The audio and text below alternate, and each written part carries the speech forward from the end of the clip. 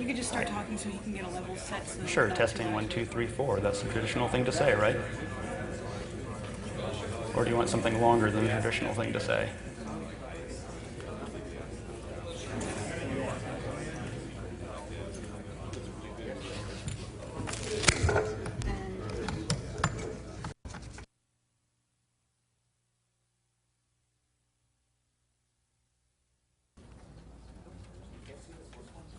That looks good. Better, anyway. You got it.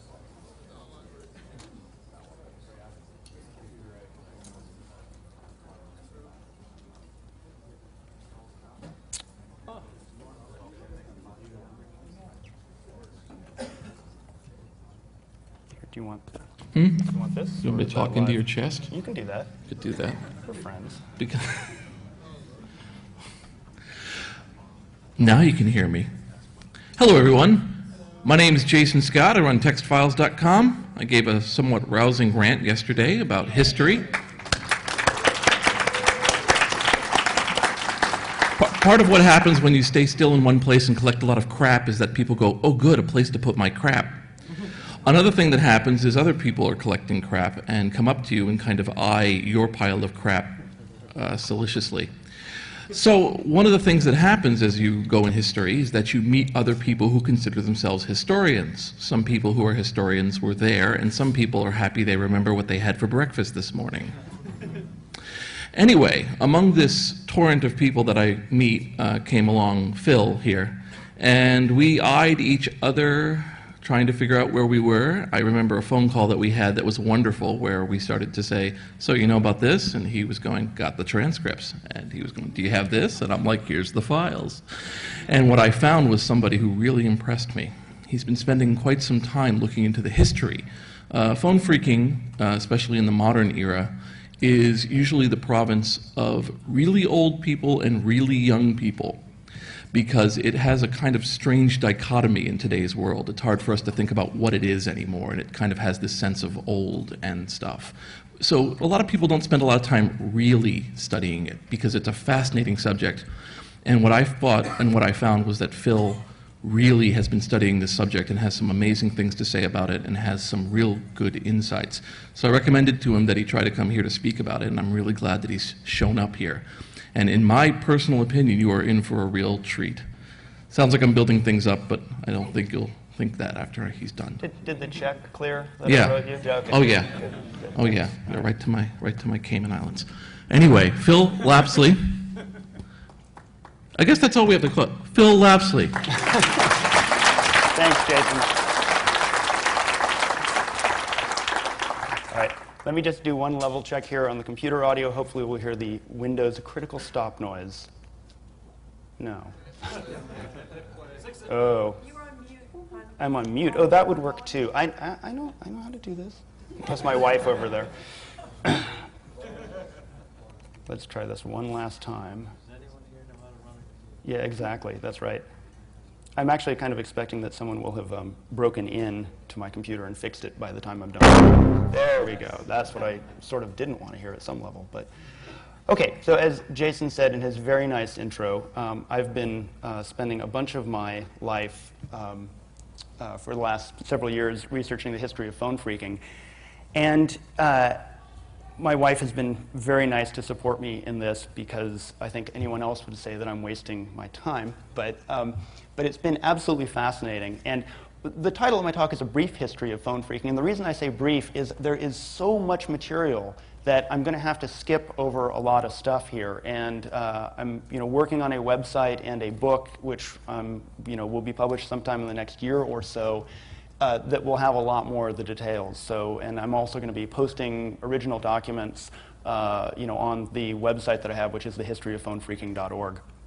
But actually, on that first conversation that I had with Jason, he said something which really struck me very deeply, which is, he said, you face an interesting challenge, because if you look at phone phreaking, at some elemental level, it's the same as hacking, it's the same as stuff. But if you talk about the more specifics, the idea of making a free phone call, the idea of exploring the telephone network, these are things that just don't make very much sense today. And so you're really going to have a tough time getting the people who read your book or listen to your talk to understand that. So what I thought was we could hop into the Wayback Machine for a little bit. And I'd like to take you back to around 1950 or so, and you're really going to have to just use your imagination here for those of you who were born after this time. But I'd like you to imagine a world, as crazy as it sounds, where you don't own your own phone. Okay? You rent your phone from the phone company. You pay a charge every month. The phones that you rent from the phone company are not printed, are not painted, but are stamped in steel on the bottom, Bell System property, not for sale. These are phrases that are familiar to any phone freak from this era, because of course they all had Bell System property that was not for sale that they bought at swap meets or wherever.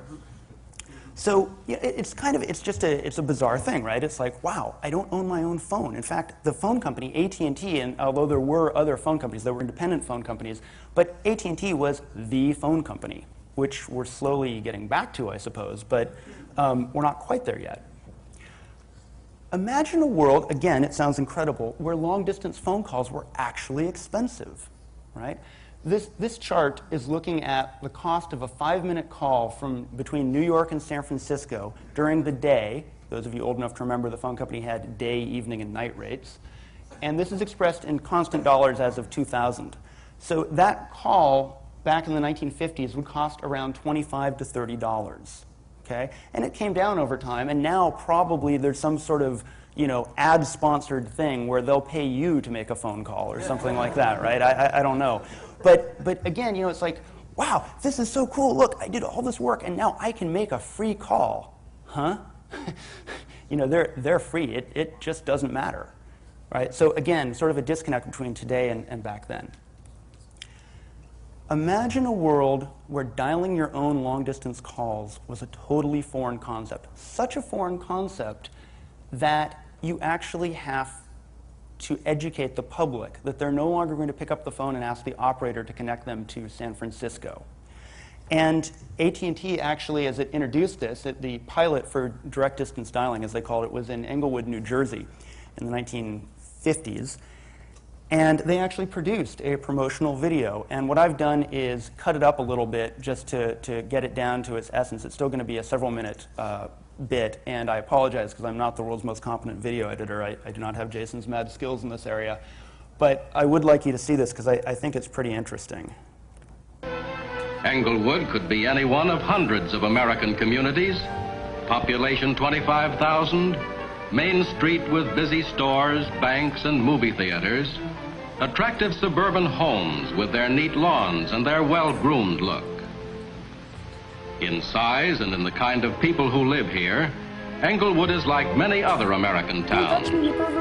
And that was one of the reasons it has become the first town in the world to have an unusual kind of telephone service. Remember that number Mrs. Warren looked up in her personal telephone notebook? 318 Garfield 5 2368. The only difference between that and a local number is the 3 digits at the beginning. 318 is the code for the San Francisco area. If her daughter had lived in Chicago, Mrs. Warren would have dialed the code 312 and then the telephone number. Cleveland, 216. Boston, 617. Altogether, more than 80 numbered areas are planned for the United States and parts of Canada. For some time past, area numbers like these have been used by telephone operators in dialing long-distance calls. When the people in the Englewood area with 1- and 2-party lines were given this service, they could dial to 13 of these areas. Whew. That meant that more than 11 million telephones could be dialed from Englewood. Keeping track of the details of the call is done automatically too. When you dial a number, holes are punched in a continuous tape representing your telephone number and the number you dial. More holes are punched to show the time when you start talking and when you finish talking and hang up. If you get a busy signal or the number doesn't answer, no charge is made. Since all this information is in the form of tiny holes in a long piece of paper, the meaning of these tiny holes has to be expressed in words and figures. This is done by running the tape through several machines which assemble the information, translate, sort, and summarize it. Figure the length of your call, apply the correct rate, and, you guessed it, type your toll statement.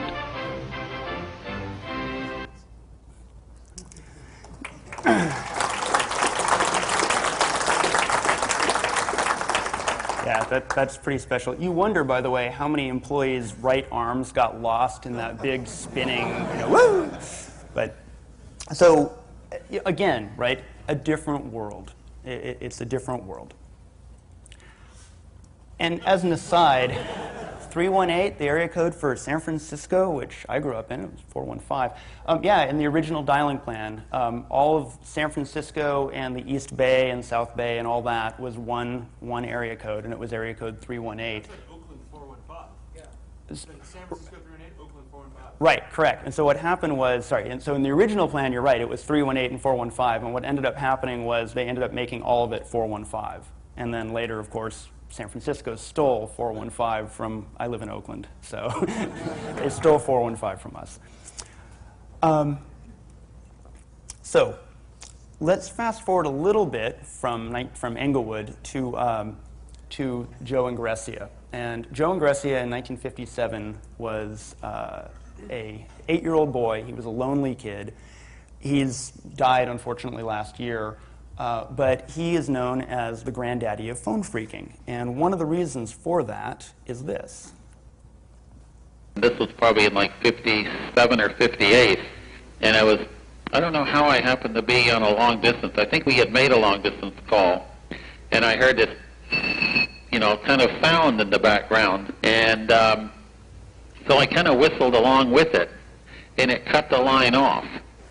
And it made a click and cut it off, and I didn't know why. And then I dialed, had the operator, I could have her connect me with information, and that was free back then.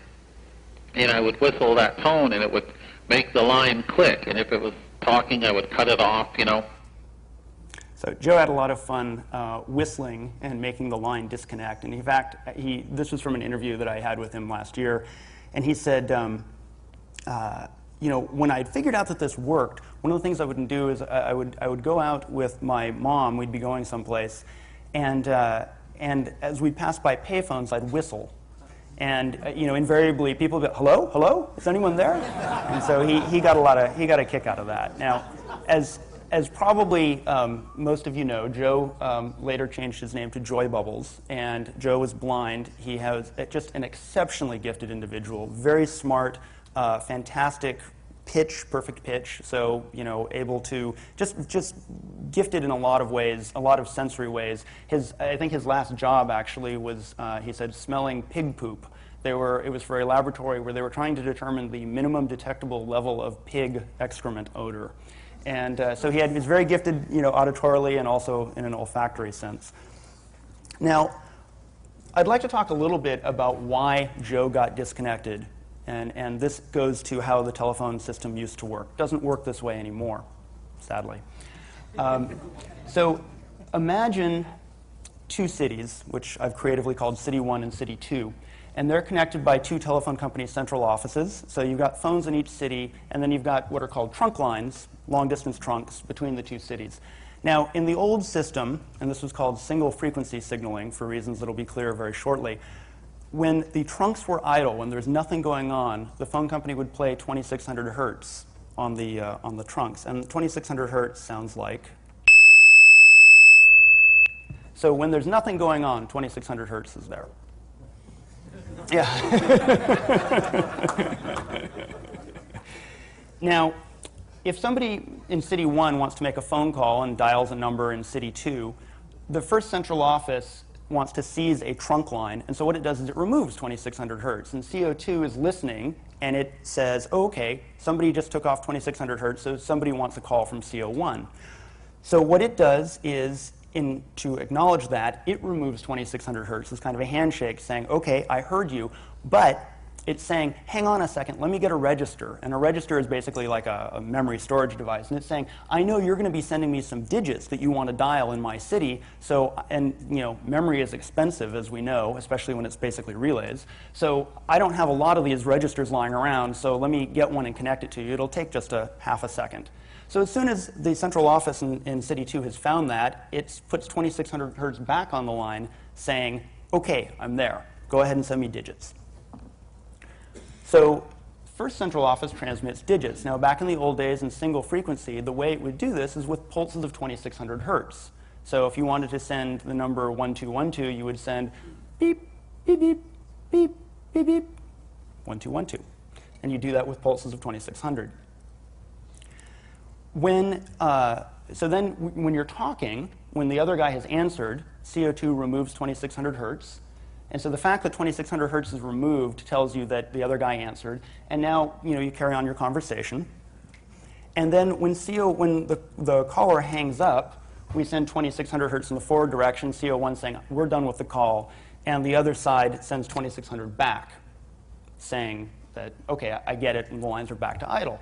So 2600 hertz is the key to Ma Bell's heart, right? You can whistle your way into Ma Bell's heart under this system. Because this single frequency, it indicates whether the trunk has answered or not, which is on hook or off hook. It indicates billing, right? Has the other, and this is an interesting thing. Back in the old days, if you were calling, say, 611 or directory assistance, they would just keep the 2600 hertz on the line. It was filtered out so you couldn't hear it. But that 2600 hertz told the big tape machine that chews off people's right arms that the other party didn't answer. It's as if the call is continuing to ring, and so that's OK. And then finally, 2600 hertz is used to pass digits via dial poles. So what does this mean? Well, it means that if you're Joe and you can whistle 2600 hertz, you can cause a call to hang up because the other end will think, ooh, line went idle, I better make my line idle. But if you're really good, which Joe was, you can do better than that. You can dial calls just by whistling.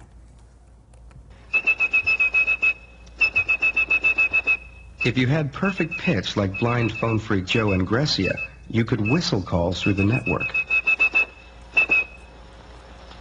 Let's see if I make it this time. This is really hard to do. It sounded like all the tones were present, so the phone should be ringing about now. Okay, it hit the phone. It just takes a little while. He even showed off his skills for the local media. From his one phone to a town in Illinois and back to his other phone. A 1,000-mile phone call by whistling. A 1,000-mile free phone call by whistling.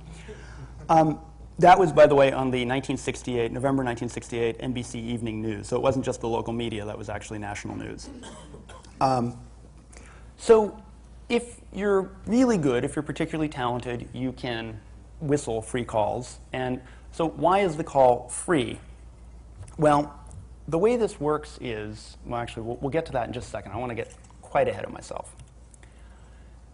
It turns out the system single frequency got upgraded to something called multi-frequency, which eventually got distributed out. And multi-frequency is kind of like touch tones, right? So just when you dial a touch tone, every time you press a digit, you're getting two frequencies that are added together.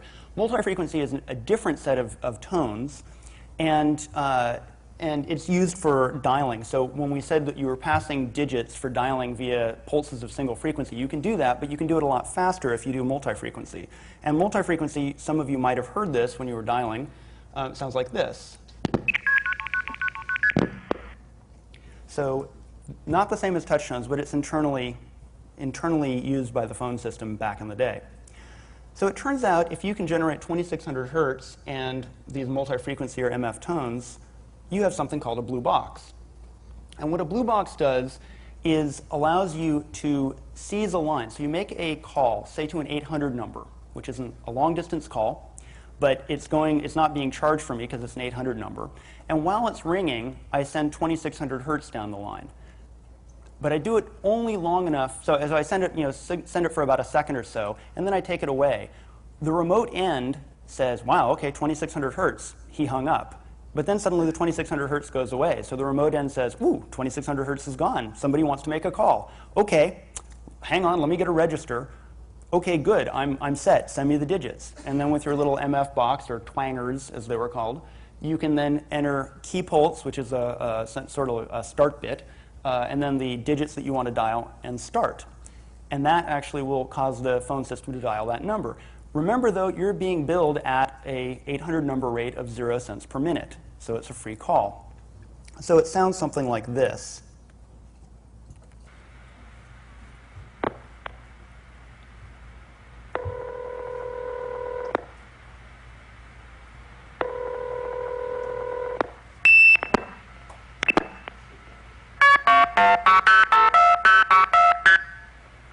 And at that point, the call starts going through to whatever number that person just dialed. Now, I'd like you to listen just to this little bit here. This is just, remember, right after the guy hits 2600 hertz on his blue box, you hear this kerchink.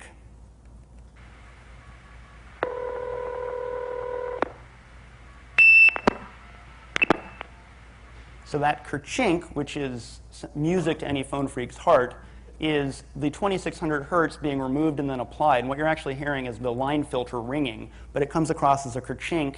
And if you were a phone company's central office, that was telling you, OK, I can send digits now because the other side's ready to receive them. If you're a phone freak, you're probably just salivating at that point. Now, the other thing which is interesting about a blue box, and one of the reasons why it was such a favorite toy of phone freaks, is that you can dial telephone company internal numbers. You'll notice that phone numbers don't start with the digits 0 or 1. And so it turns out there were all these mostly 3-digit codes, but some were longer, that were used internal to the phone company. And so, for example, if you dialed with a blue box 121, you would get an inward operator. If you dialed 131, you'd get directory assistance. 141 was a rate and route operator. And it's a fascinating thing from a security perspective because, well, if the only way to reach an inward operator is with a blue box, and of course, blue boxes really only officially exist in the phone company as telephone company's central office equipment, well then, if I'm an inward operator and I get a phone call from somebody, obviously that person must be legitimate, right? It's clear, because the only person who could possibly call me would be another phone company person. And so there's a very interesting thing from a security perspective here of, you know, not being particularly, of being a little bit too trusting because, of course, nobody could call me. It's a little bit like caller ID today. Well, of course the caller ID must be correct. It couldn't possibly be forged, right? So that's what a blue box does. Now, the first blue box was discovered by AT&T Security in September of 1961. And that's a vague photo of it there. And the reason it's called a blue box is because it was actually in a metal chassis that was painted blue. Jason talked a bit in his talk yesterday, if you caught it, about the importance of artifacts. I spent a lot of time talking to people who work for the phone company security as part of this project. And one guy ended up, he was an old security agent, he ended up sending me just a box of documents that he clearly should have shredded before he retired. And one of them was this lovely little memo from the director of AT&T Security describing this first blue box. And it gave me enough information to actually track down the guy who built it, who's still alive. He was a little bit nonplussed to hear from me. I said, you know, did you go to this university? He said, yeah. I said, were you involved in something called a blue box? And there's a long pause. And he said, that was a long time ago. But he had also saved a bunch of artifacts, which is where this bad photo comes from. I said, you were the first. And he said, well, I don't know that I was the first. I was certainly the first to get caught. Meanwhile, racing him for that honor of being the first to get caught were a group of Harvard and MIT students in 1962 called the Harvard Five. And they had also built some blue boxes then. By 1964, this stuff was popular enough that you may not be able to read it there, but this is an ad in February 1964, Popular Electronics. Toll-free distance dialing, bypasses operators and billing equipment, billed for $15, ideal for telephone company executives, plans $4.75. And by 1964, more people are independently developing blue boxes. Now, some of these are plans that are getting handed around. Some of them are people just figuring stuff out. A lot of people end up figuring it out just because they would hear these tones when they'd make a long-distance call, right? These MF tones. And they say, well, what are those? Huh, well, that's interesting. If I can hear them, maybe they can hear me. And let's try and figure out what the tones are. So something I was really fascinated by is how did people learn this stuff? An off-cited thing, which indeed the very first one back in 1961 was the November 1960 issue of the Bell System Technical Journal. And there was an article called Signaling Systems for Control of Telephone Switching. And if you were a technical person and you read this article, although this article didn't say, here's how to rip us off, it might as well have said that. I mean, it just completely laid the network open, right? And there were a number of phone freaks I talked to who said, well, you read this, and it just hits you. Like, this is what you do. And this one guy I talked to who said, he's an engineer, his dad was an engineer, his grandfather was an engineer. And he said, I was taught in the scientific method. And if you have a hypothesis, it's almost a sin not to test it. So, in 2 weeks, he had a working blue box. He was actually the gentleman who built this blue box in the lower right-hand corner there.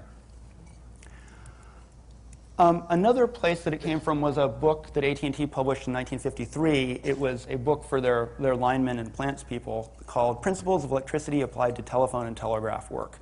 And it was a little bit earlier and less technical, more tutorial, but that was a source of information for a lot of people. There's also a famous book, or actually series of books, called Notes on Distance Dialing. And this was another AT&T publication in the 1950s. And this was like if the Bell System Technical Journal gave away the keys to the kingdom, this gave away not only the keys to the kingdom, but the detailed technical specifications of how the locks worked and how to make a key machine. I mean, it was just everything you wanted to know. But then, as I said, there were a lot of people who didn't use any of these resources. They just did a lot of skull work, a lot of thinking, a lot of listening, a lot of being clever about things. And what's fascinating is this really is one of these cases of independent invention of different people who knew nothing about it at around the same time coming up with this approach. And I should add, by the way, at this point, this entire talk is mostly about blue boxes, just because I think it's one of the more interesting stories. There were other colored boxes, red boxes, black boxes, lots of other colors of the rainbow. And so again, apropos of this being a brief history of phone phreaking, I'm not going to talk about those others, but they're also quite interesting. Now, you might wonder, what did AT&T think about all this, right? Because it was the biggest company in the world. Really the largest company in the world by revenue. It employed an awful lot of people, had Bell Labs, very smart folks. And you know that they couldn't have just been unaware of this, right? It's not possible that they could have designed their network with this gaping hole and not have thought that anybody would do this. And it turns out that's exactly what happened at the start. I talked to several engineers from Bell Labs, really bright people, and they said, no, this caught us totally unawares. We had no idea. Who would do that? This is another recurring theme, right? You see the Germans doing this in World War II with the Enigma machine. Well, I mean, sure, I suppose you could break this crypto system, but you'd need warehouses full of people and computers that haven't been invented yet, which is exactly what the British had. And so it's a similar kind of a thing. Like, well, who would go to the trouble of it? That's insane. So, testifying before Congress, AT&T's head attorney for privacy and fraud in 1975 said, at the time we recognized that we had no immediate defense to blue and black boxes. This was a breakthrough almost equivalent to the advent of gunpowder, where the hordes of Genghis Khan faced problems of a new sort, of the advent of the cannon. Now, I know this gentleman. He is an extraordinarily charismatic man, and quite gifted in his words and his ability to horrify Congress with how important this is. The hordes of Genghis Khan, all this. So what did AT&T do? Well, starting in 1964 and ending in May of 1970, as an interim solution, because they're AT&T, they're Bell Labs, they're scientists, they're engineers, they said, we better understand exactly how big this problem is. Maybe it's big, maybe it's small. Maybe we can just hope that it goes away. And so they deployed these rapidly designed toll fraud surveillance units. This was a precursor to warrantless wiretapping. They set up 6 of these in different cities, and what it would do is a big machine. It lived in a locked cage in a central office. Not even the people in the central office really knew what it was, highly secret. And it randomly monitored toll calls looking for 2600 hertz when it shouldn't ought to be there. It randomly monitored 33 million phone calls. When it found one it thought there was evidence of fraud, it tape recorded it. And then, so they tape recorded between 1.5 and 1.8 million telephone calls during this 5-year period. 1.5, 1.8, who really knows? You know, we may have lost 300,000 tapes. They would send these tapes to a service bureau in New York City where very senior operators would do nothing other than listen to these tapes to determine, oh, this one's fraudulent, this one's not. And during that time, they detected at least 25,000 cases of known illegality. Now, you have this classic problem.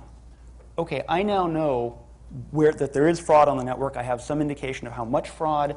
I'd like to get these people arrested, but number one, I don't really want to publicize this, right? I mean, sure, there are classified ads in popular electronics, but it's not like on the front page of the New York Times, okay? So I'd prefer not to publicize this, number one.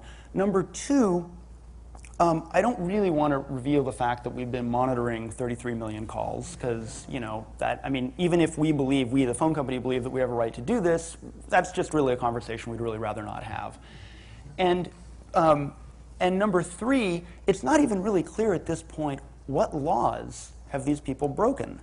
There's a fraud by wire law. It's a federal fraud by wire law, but the guy who wrote it, who for the Justice Department, gave an opinion to AT&T saying, I really don't think this applies. It was really constructed for something entirely different. So what do you do? Well, what you do is you pick your cases very carefully. So you don't go after people who are just general phone phreaks, hacker types. What you do is you go after the mob. Because it turns out that the mob did a lot of business in gambling and bookmaking, very lucrative business, running what was called layoff betting, essentially sort of being like almost a reinsurance company for individual bookmakers. And the way you do this, if you're the mob, is you spend a lot of time on the phone, you know, quoting odds, they call it the betting line, back and forth. The problem is the FBI is wise to this. And so what the FBI would do is they would say, we think that you are a mobster. We're going to get your toll records from the phone company. And we're going to look and see if you call other mobsters, and we're slowly going to roll up your network that way. So the mob looked at this and said, wow, this is great. This blue box and this black box thing, it's great, because not only does it allow me to make these calls, it doesn't leave any billing records. That's fantastic. So the FBI goes and looks at the billing records and says, this guy doesn't make any long-distance calls, so I guess he's not a mobster. So AT&T handed to the FBI, they rolled up this network. And so, you know, FBI agents made simultaneous raids at 5 locations in Miami and blah, blah, blah. The arrest stemmed from the use of an electronic device known as a blue box. So this was what AT&T did initially. They said, we're going to cherry pick the cases. We're going to go after things where we know there's going to be public sympathy. The government is going to be eager to do this. There's even there's a wonderful memo I have from the Department of Justice saying, well, the organized crime people are pretty excited about going after these people with blue boxes. The rest of the Justice Department is sort of less interested in being AT&T's revenue enforcement arm. You know, it just doesn't seem like a good use of the public funds. So this was essentially their MO until the 1970s. Now, during this time, you had all these sort of disparate little pockets of phone phreaks all over the country. And they started in the late 60s and early 70s forming a community. And there were several things that were really key to that community. One was loop-arounds. Loop-arounds were this amazing thing. It was a test number that phone companies would provide where there'd be 2 numbers, like in California, they would typically end in 0045 and 0046. And they were used for measuring transmission loss. But when one person called 0045 and another person called 0046, you'd connect together. Loop-arounds had 2 things that were really neat. One was that they were anonymous. So I could tell you, call me, if you're a phone phreak, call me at this loop around at 0046 at 10 p.m. on a Saturday night, because I'm probably not doing anything else at 10 p.m. on a Saturday night if I'm a phone phreak. And if other phone phreaks call it, I can talk to them, but I don't have to give out my phone number. That's cool. The second thing that's cool is frequently these things don't return answer supervision. To the phone company, it looks like they never answered, which is great, because it means the call's free. So loop-arounds were super important. Another thing that was important were what was called party lines. These were essentially broken recordings, like, you know, you have reached a non-working number in the, you know, 238 exchange.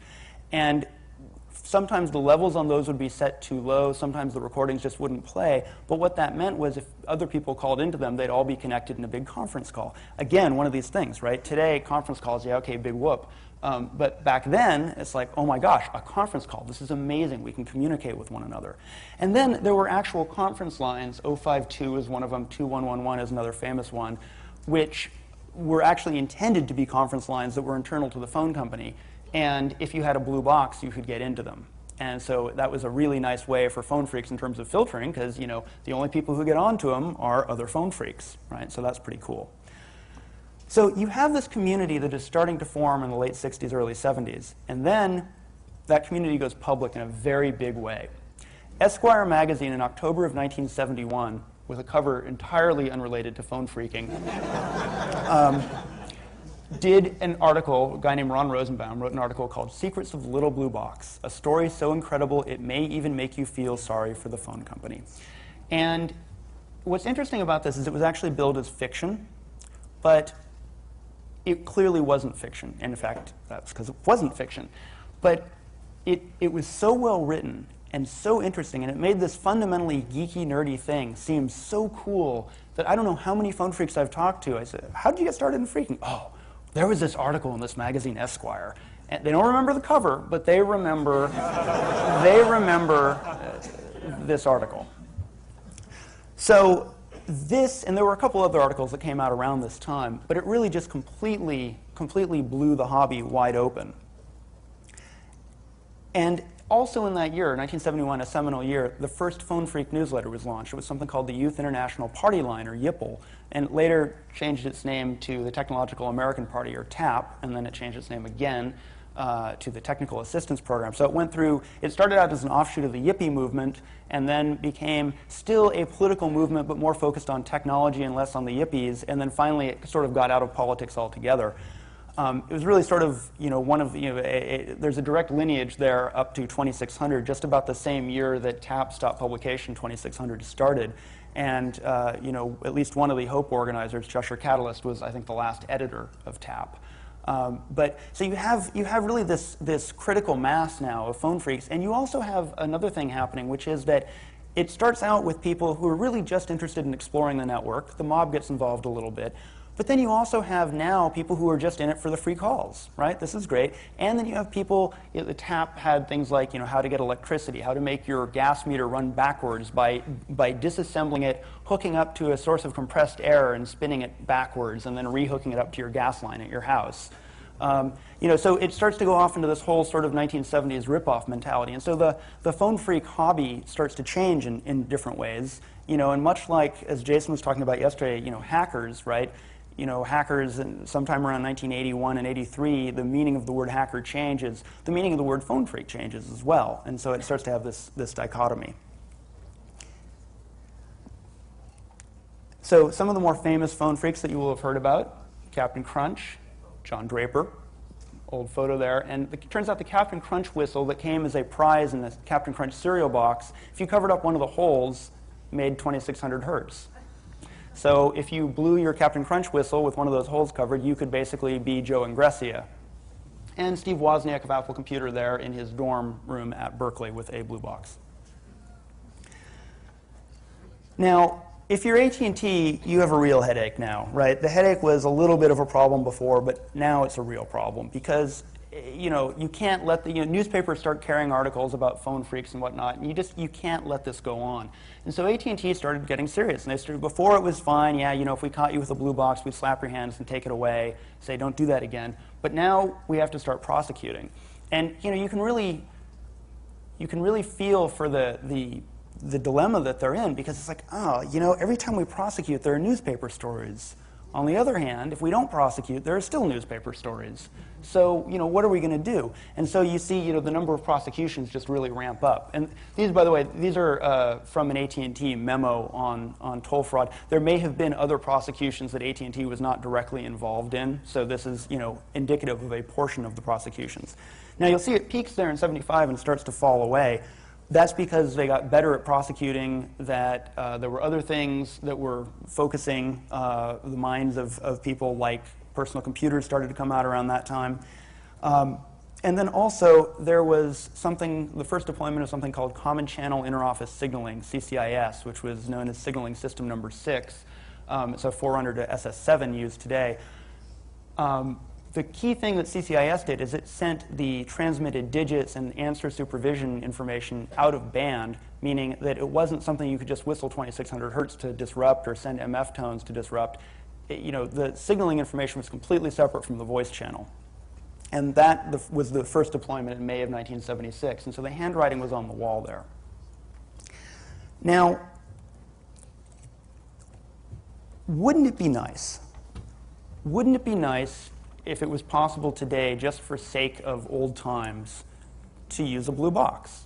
That would be really cool, I think.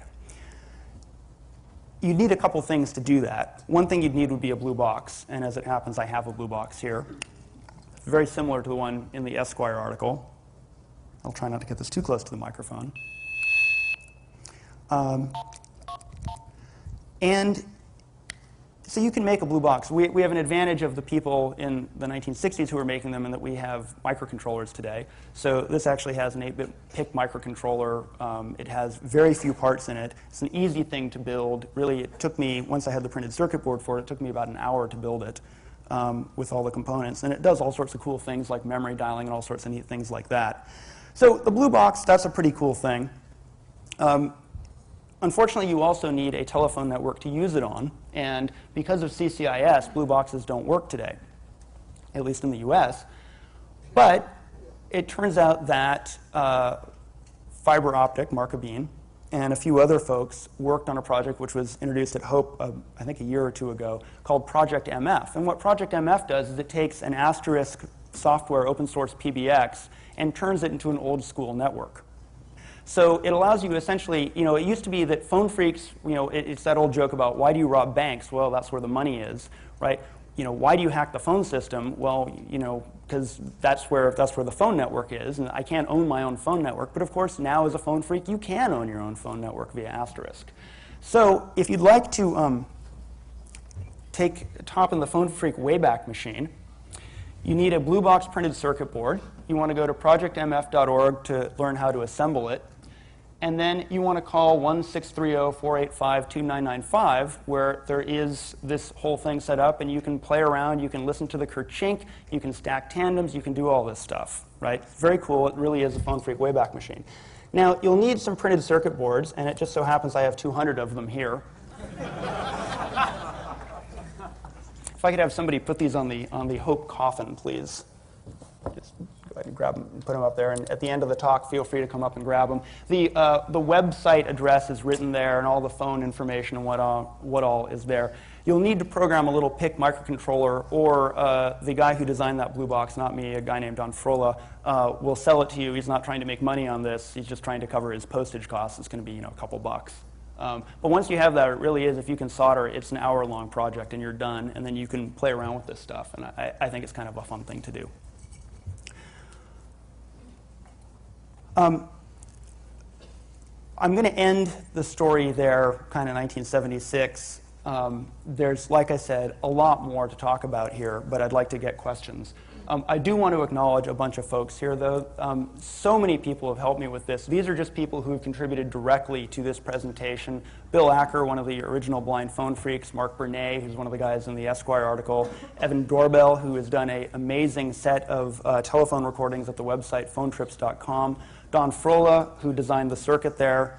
Dylan, who I met last night when I needed to test out that printed circuit board, and he was kind enough to actually solder it up and test it up while I was in a hurry. Stephen Gibb, the executor of Joy Bubbles Estate, Joy Bubbles himself, Jason Scott, who introduced me, and John Treichler, who was the fellow who made that big blue box that you saw in 1964.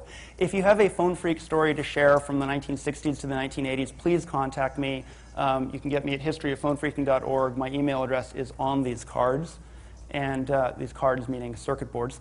And I would love to take your questions.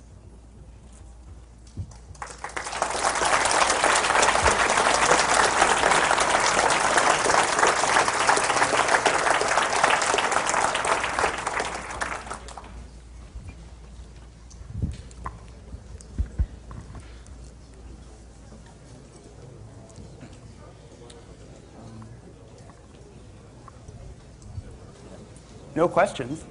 Oh. Everyone wants a printed circuit board. I get it. Hello. Hi.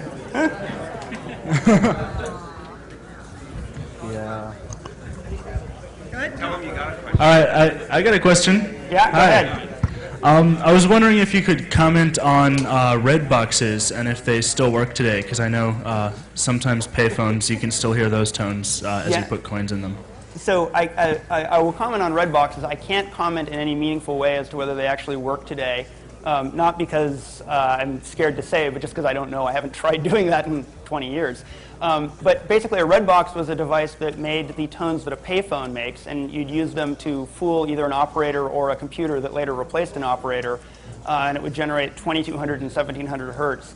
I'm afraid I just really don't know. Maybe somebody in the audience knows and has tried it recently, but I don't know if it works or not. They don't. Okay, Jod tells me they don't. Other questions?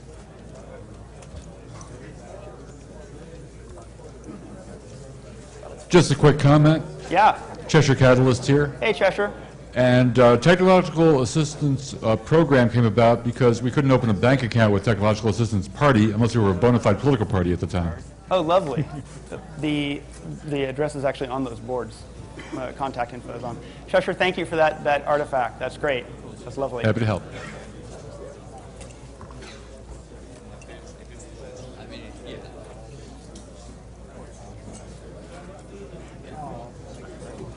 Yeah.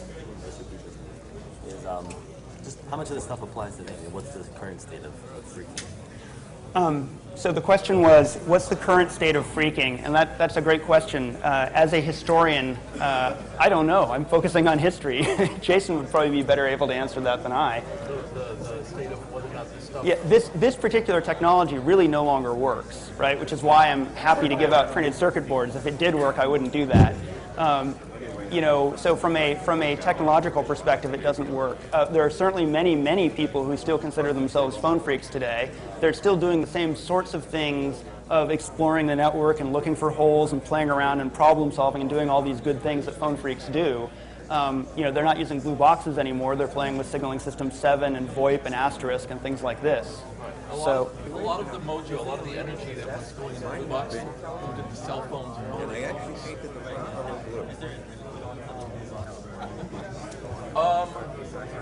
okay, well, in terms of something that a lot of people grabbed onto and thought was great and thought would jump on was DATUs, D-A-T-U, and there was a major bust involving this 5 years ago.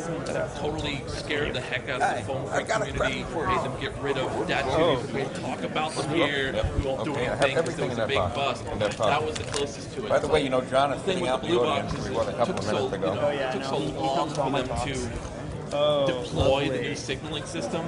Exploring the telephone network. These are things that just don't make very much sense today.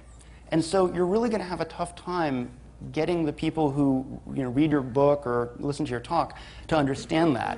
So what I thought was we could hop into the Wayback Machine for a little bit. And I'd like to take you back to around 1950 or so. And you're really going to have to just use your imagination here for those of you who were born after this time. But I'd like you to imagine a world, as crazy as it sounds, where you don't own your own phone. Okay? You rent your phone from the phone company. You pay a charge every month. The phones that you rent from the phone company are not printed, are not painted, but are stamped in steel on the bottom, Bell System property, not for sale. These are phrases that are familiar to any phone freak from this era, because of course they all had Bell System property that was not for sale that they bought at swap meets or wherever. So it's a bizarre thing, right? It's like, wow, I don't own my own phone. In fact, the phone company, AT&T, and although there were other phone companies, there were independent phone companies, but AT&T was the phone company, which we're slowly getting back to, I suppose, but we're not quite there yet. Imagine a world, again, it sounds incredible, where long-distance phone calls were actually expensive, right? This chart is looking at the cost of a 5-minute call from between New York and San Francisco during the day. Those of you old enough to remember the phone company had day, evening, and night rates. And this is expressed in constant dollars as of 2000. So that call back in the 1950s would cost around $25 to $30. Okay? And it came down over time, and now probably there's some sort of ad-sponsored thing where they'll pay you to make a phone call or something like that, right? I don't know. But again, it's like, wow, this is so cool. Look, I did all this work, and now I can make a free call. Huh? You know, they're free. It just doesn't matter, right? So again, sort of a disconnect between today and back then.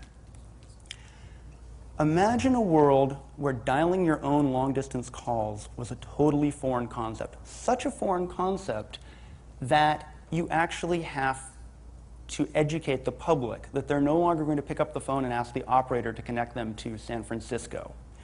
And AT&T actually, as it introduced this, the pilot for direct distance dialing, as they called it, was in Englewood, New Jersey in the 1950s. And they actually produced a promotional video. And what I've done is cut it up a little bit just to get it down to its essence. It's still going to be a several-minute bit, and I apologize because I'm not the world's most competent video editor. I do not have Jason's mad skills in this area. But I would like you to see this because I think it's pretty interesting. Englewood could be any one of hundreds of American communities. Population 25,000, Main Street with busy stores, banks, and movie theaters. Attractive suburban homes with their neat lawns and their well-groomed look. No. Oh. I'm on mute. Oh, that would work too. I know how to do this. That's my wife over there. Let's try this one last time. Yeah, exactly. That's right. I'm actually kind of expecting that someone will have broken in to my computer and fixed it by the time I'm done. There we go. That's what I sort of didn't want to hear at some level. But okay, so as Jason said in his very nice intro, I've been spending a bunch of my life for the last several years researching the history of phone phreaking. And my wife has been very nice to support me in this because I think anyone else would say that I'm wasting my time. But it's been absolutely fascinating. And the title of my talk is A Brief History of Phone Phreaking. And the reason I say brief is there is so much material that I'm going to have to skip over a lot of stuff here. And I'm working on a website and a book, which will be published sometime in the next year or so, that will have a lot more of the details. So, and I'm also going to be posting original documents on the website that I have, which is thehistoryofphonephreaking.org. But actually, on that first conversation that I had with Jason, he said something which really struck me very deeply, which is, he said, you face an interesting challenge because if you look at phone phreaking, at some elemental level, it's the same as hacking, it's the same as stuff. But if you talk about the more specifics, the idea of making a free phone call, the idea of you could just start talking so you can get a level set. So sure, testing 1, 2, 3, 4. That's the traditional thing to say, right? Or do you want something longer than the traditional thing to say?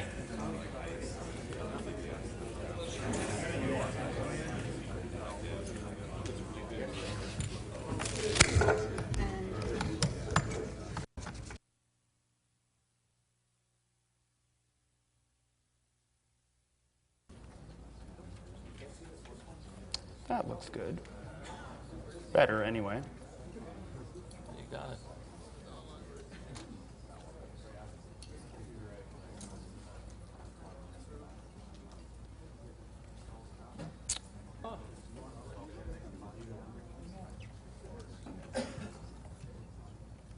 Do you want you want this? You want me to talk into your chest? You can do that. Could do that. We're friends. Because now you can hear me. Hello, everyone.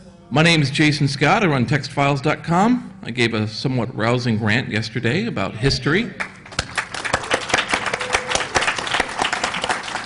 Part of what happens when you stay still in one place and collect a lot of crap is that people go, oh, good, a place to put my crap.